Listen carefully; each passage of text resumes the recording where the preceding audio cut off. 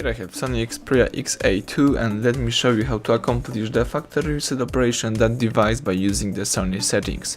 So at the very beginning, let's start by using your home screen. Find and select the apps icon. Here let's choose the settings. Scroll down and choose system. So from the following options, let's choose reset. Select factory data reset. Let's read the information about the process and choose reset phone.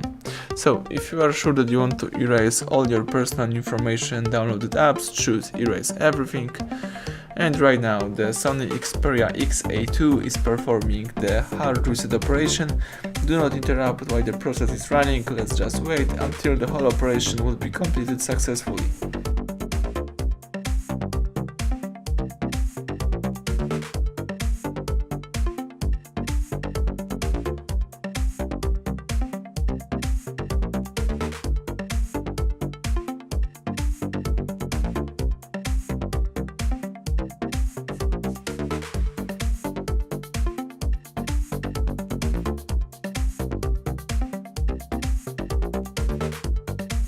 Excellent, as you can see the welcome panel just pops up, so it means that the hard reset operation is done.